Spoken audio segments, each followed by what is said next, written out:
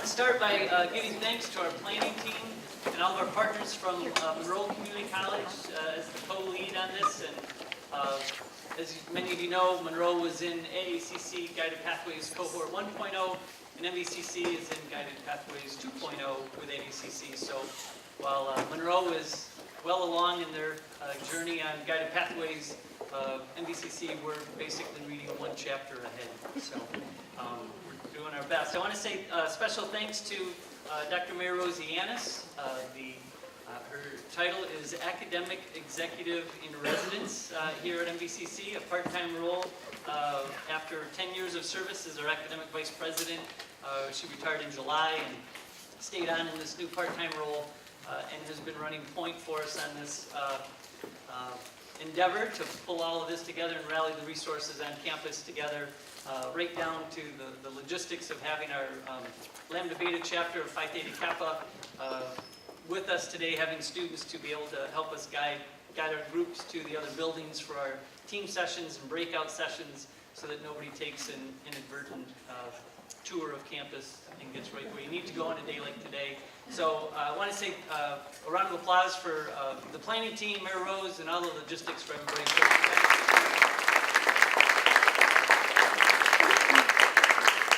MVCC is proud to co-lead with Monroe on this effort. As I said, we're part of 2.0 with AACC, and just literally 2 weeks ago, we had a team from MVCC participate in our second annual institute with AACC in Arizona, where everybody talked about the dry heat, so we just got a wet cold today. And I have to say that was an incredibly powerful experience for me personally, and I think for our whole team. Just a lot of the dots started to connect as we get further into this work. Started to see the real magnitude of this work on an even grander scale, and hopefully these next couple of days will do the same for you through this experience here over the course of the next 2 days. MVCC comes to this Guided Pathways work after joining, we were the first community college in SUNY to join the Achieving the Dream Network in 2014, which for me almost feels like a prototype of getting our feet wet in this large-scale work and really questioning how and why we do the things we do.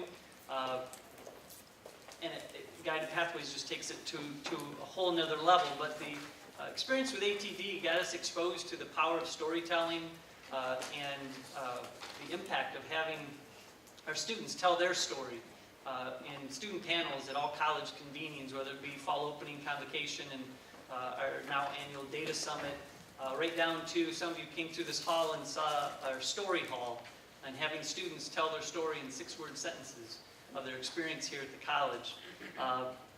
And as we think more deeply about storytelling and the power of stories, it reminds us of Joseph Campbell's hero's journey. Many of you are probably familiar with that, but Joseph Campbell talking about every great story has the same common elements across cultures, across time, and it has the same primary components of the hero is in search of a treasure, who leaves their known, answers a call to adventure, leaves their known world.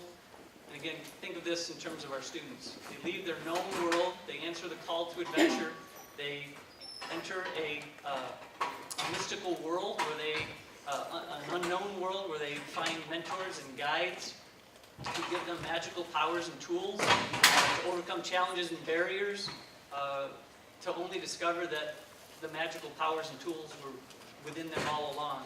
And they return to their known world with a better understanding of the magical powers they have. So for us, I want to show a brief video that I think gives a little sense of our students' journey.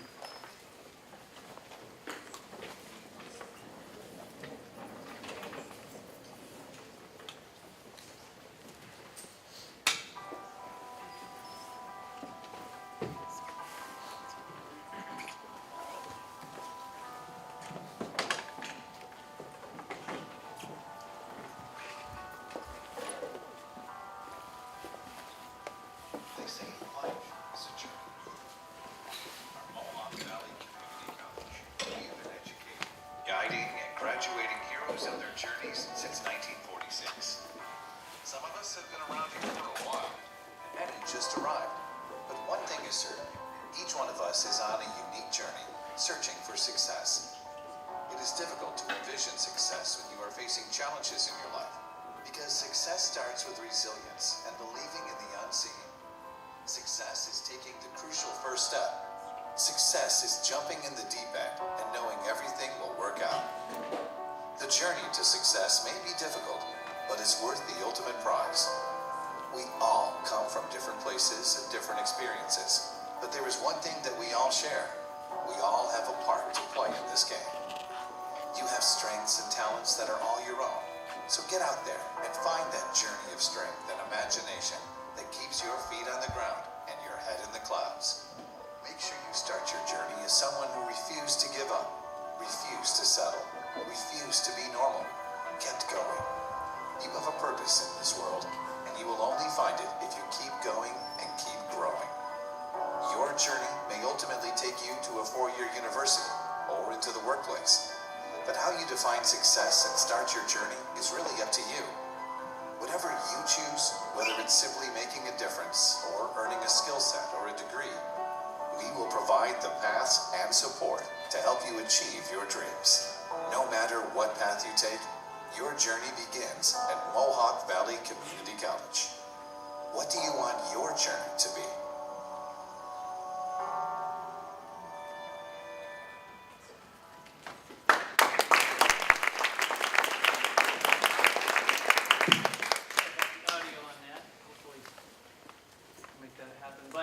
So yeah, thank you.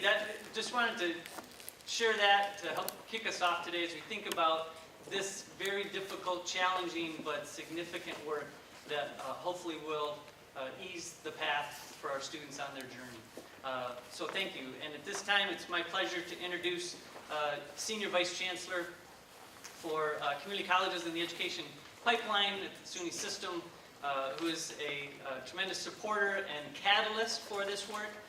Who has rallied resources from all over the country to support our 10 colleges in pursuing this guided pathways work, and is a tremendous advocate and tireless colleague who works as hard as anyone can imagine on our behalf every day, 7 days a week, sometimes most of the time. So please welcome Johanna Duncan-Portier.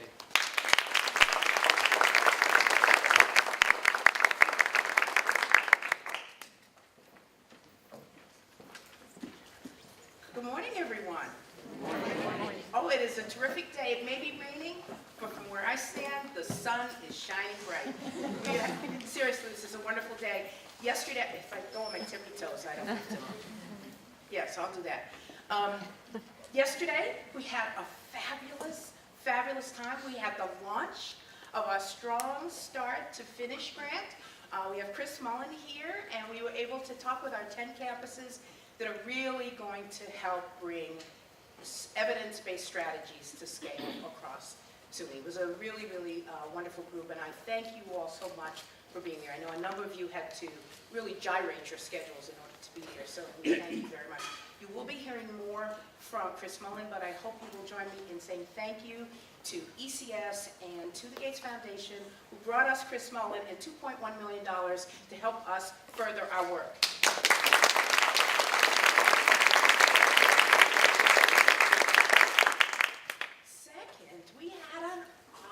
Afternoon with the launch of our 3rd Institute for Guided Pathways. Our first was at Monroe Community College, where we did the overview of guided pathways. The second was at Rockland, where we talked about mapping. And today, our 3rd here at Mohawk Valley Community College. And oh, by the way, nice video. Here at Mohawk Valley Community College, for the next 2 days, we're going to be talking about onboarding. I thank you all so very much for being here. I think we've got a fantastic program ahead of us, but we started really well yesterday evening with Dr. Melinda Karp. Was she awesome or what?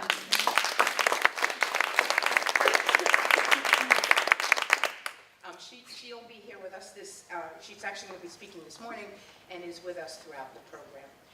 Normally, I would be telling you a little bit about what's next from the SUNY system and spending a little time on that. I can do that at a later point, because because we have a special surprise for you. We have our brand new provost, Dr. Todd Larson, who is joining us this morning just to meet all of you. Some of you, I joked a bit, and I was calling it speed dating because I wanted him to meet as many of you as possible. But I have to tell you, we really are lucky. We got it right this, for sure. I won't say this time. We got it right, for sure. He originally is from Oregon, and so he was saying that the weather is very common to Oregon weather.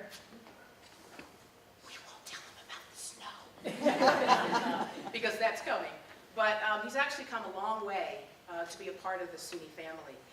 He was the president of Khalifa University in Abu Dhabi with the United Arab Emirates, doing phenomenal things there. He really did bring the kind of student success strategies to scale at a different level in a different country, and we can really benefit from that here. But this isn't his first rodeo. He was faculty at Duke University in civil engineering, biomedical engineering, mechanical engineering. He was chair in the Department of Mechanical Engineering as well as Material Science. He was Senior Associate Dean of Education in the Pratt School of Engineering, and his PhD and Master's from Stanford University, and on and on and on. Many publications, many awards, many accomplishments. We got lucky. Most important, from where I sit and for where many of you sit, cares about the community colleges. He gets us. He spent a lot of time learning, and he's only been here a minute, but he spent a lot of time learning about our respective campuses and the things that matter to us so that every student can succeed. So I will tell you that you will hear that firsthand, but we joked a little bit in the car on the way here this morning, and I said to him, "Is this your first public appearance?"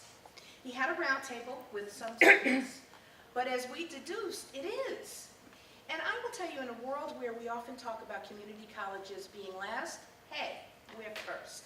So with that, I introduce to you our brand new provost for the State University of New York, Todd Larson. Please welcome him this morning.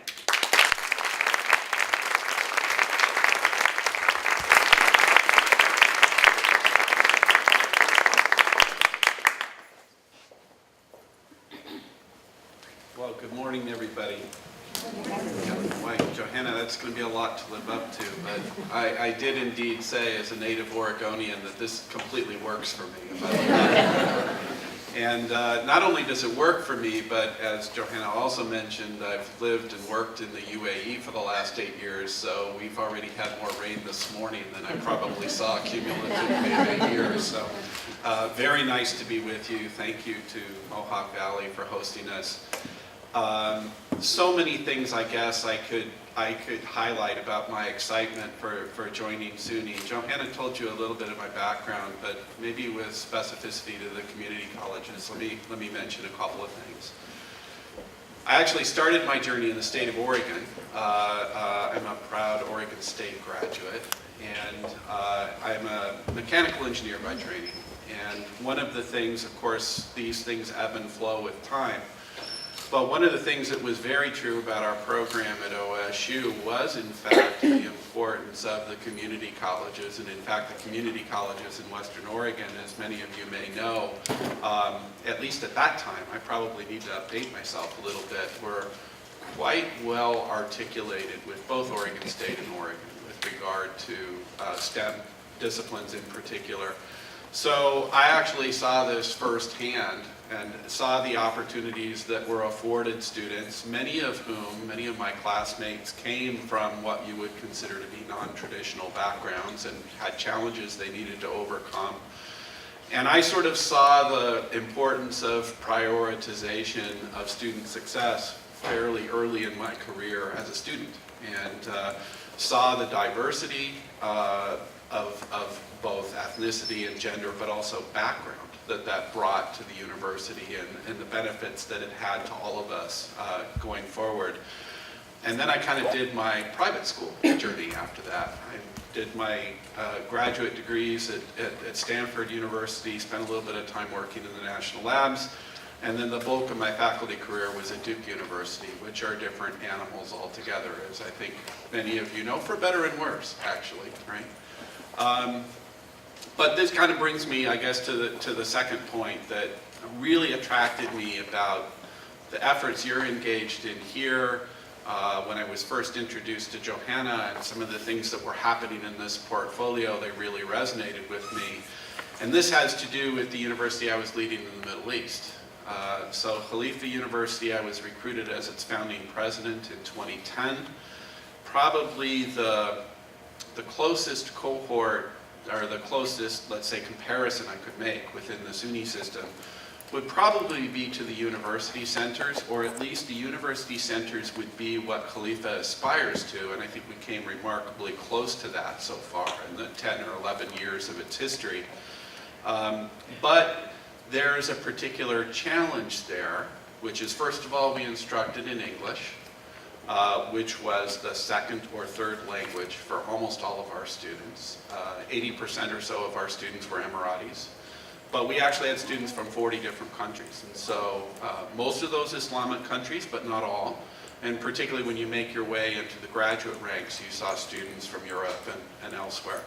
So we had to be rather innovative in figuring out how our bridging programs, preparatory programs, foundation programs were going to suitably prepare students coming from, underprepared backgrounds with language challenges for a rigorous university curriculum. And when I heard about what was happening in SUNY with this particular initiative, it was like, boy, I wish I could have been in that room 8 or 9 years ago when I went into this job, because to do this kind of work, as all of you know much better than I do, really requires you to think differently, right? And I think what's really impressive to me is I see sort of this combination here of faculty, staff, upper-level administrators from 10 different institutions, and I know that that number is growing, who are clearly thinking differently, working together with national authorities to rethink how this sort of education can be done, and bringing other people on board. And I just sort of know, having worked in an emerging market, when you work in an emerging market, you can attract people to join you who want to think differently. And we had that. But I also know, even given that, how difficult it is to do.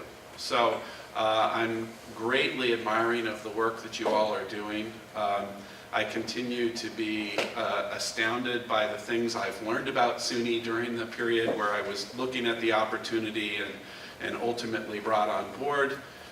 And I think that this commitment to student success, is just vital to what we do as a system. And the hope I had in coming today, and I apologize, I'd actually hoped to come for most of the day. I do have to get back to Albany, but very much wanting to learn more about how you guys are going about doing this and what the challenges are that you're seeing on campus and how these approaches are helping you address them. So thank you very much. I won't delay you any further with your day. I know you have a lot of work to do, but it's really a deep honor and pleasure for me to be here, albeit for a fairly short time. Thank you very much, and I wish you a productive couple of days.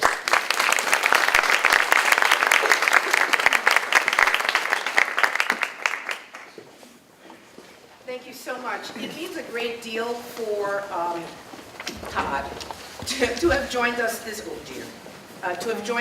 morning. And I will just tell you, it's symbolic of his endorsement of this work. One of the very first things he wanted to learn more about are our student success initiatives. So really, thank you so much. When we do this work, it means the world to know that as SUNY's leadership transitions, that we not only have someone that supports our work, but is behind us 100%. So thank you so much, Provost Larson. Our next speaker, and I was told to be really quick, so I'm feeling like I should read it because when I talk extemporaneously, I say too much.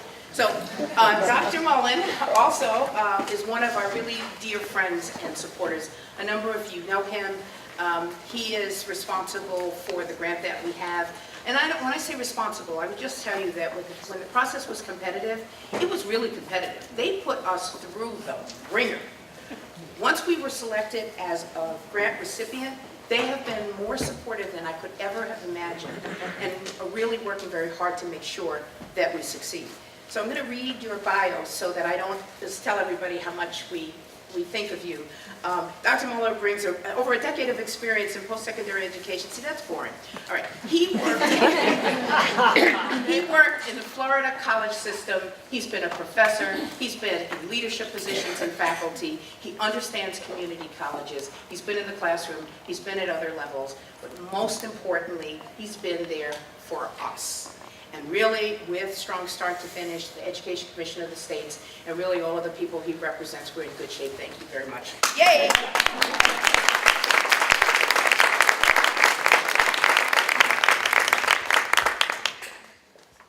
I'm going to bring you with me, Johanna, wherever I go somewhere. It makes my life easy. Good morning. It's great to be with you. I'll just take a couple minutes and say thank you for all the work you've done to date. My name is Chris Mullen. I'm the director of Strong Start to Finish, and Strong Start to Finish is an initiative of the Education Commission of the States. ECS is a membership-based association started by James Conant Bryant in the 1960s. Our members are governors and legislatures who look to us to provide unbiased information as they consider policy options within their state. Because of our unbiased nature, where we focus just on information and evidence, we were given the opportunity to lead this project. It's funded by 3 foundations: the Bill and Melinda Gates Foundation, the Kresge Foundation, and the Great Lakes Higher Education Corporation and affiliates, which isn't technically a foundation. They're a student loan provider in the Midwest, but have a philanthropic arm. And what they came together and said, we know a lot about what works in the remedial education or developmental education, right? Decades of money has gone to CCRC, OCCRL, a number of places to do research and work. And in 2012, all that research was put together in something called the Core Principles for Transforming Remedial Education. It's a document signed by 5 or 6 different groups. And that document was re-upped or edited and revised in 2015. And the funders came together and said, okay, we know what works. How are we going to get this to happen at scale? How do we move beyond pilots that help a couple of students? How do we talk about this scaling and transformational change? You heard Dr. Karp talk a little bit about that yesterday afternoon as well, right? Like, we know enough now. And there's plenty of evidence, and those of you with me yesterday, they saw some of the evidence, but there's more than enough evidence to undergo these changes. And so what we decided to do, or what they decided to do, was to fund leading systems, right? And when I say leading systems, I mean systems who have made the conscious decision to lead and be the courageous leaders that are needed for our students and our communities. And so Strong Start to Finish started a selection process. We sent out a letter of interest to systems, and we had 47 different respondents.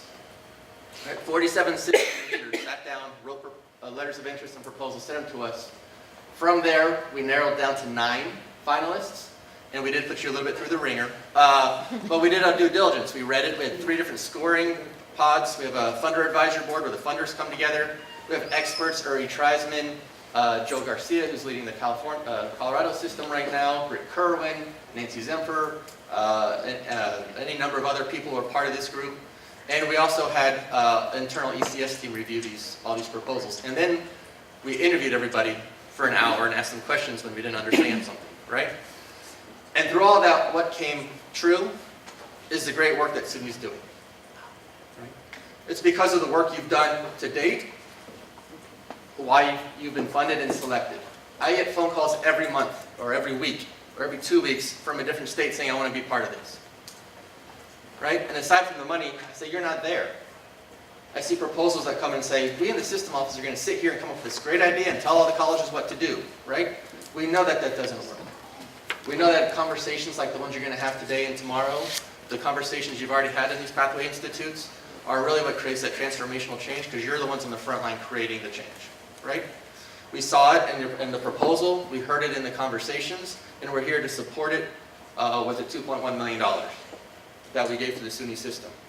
And so it's wonderful, and we're really interested in to learn what you're doing, and we want to learn from you and with you.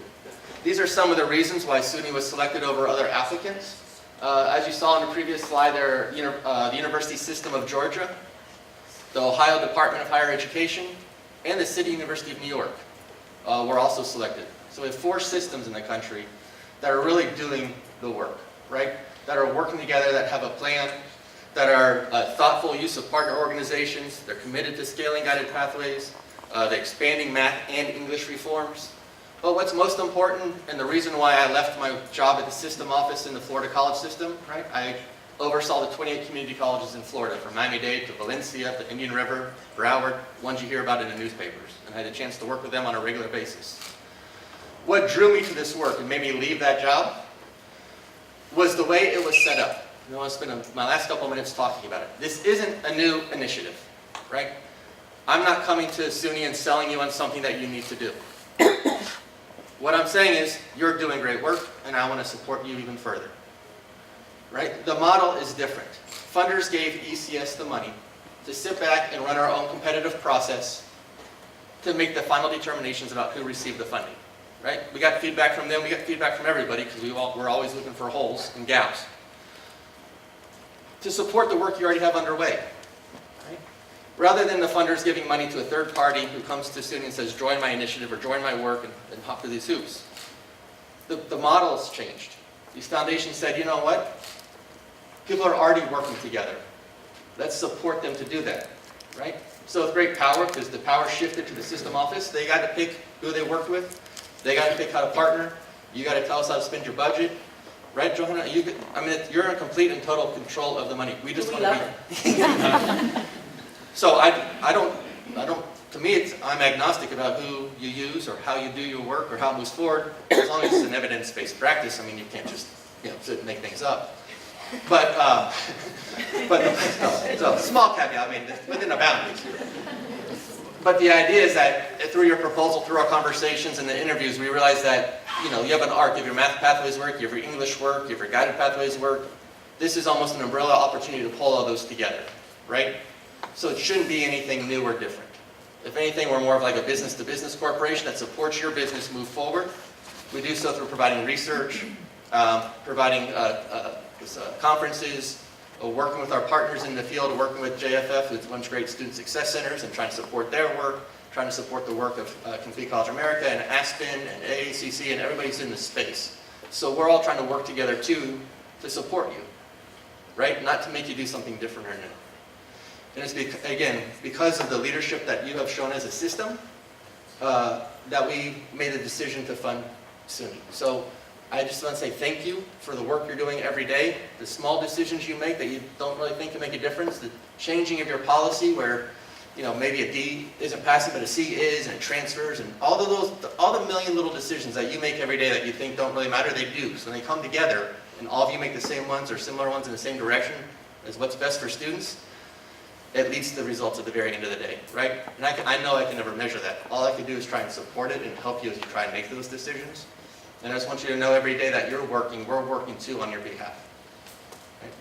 I've been in the classroom, right? I've worked with students. I understand the position that you're in. I understand how hard it is. But I understand also that you can do it. We see it time and time again across the country. Every Wednesday we put out another one-pager on another college in another place that is showing that by implementing evidence-based reforms, you can increase student success.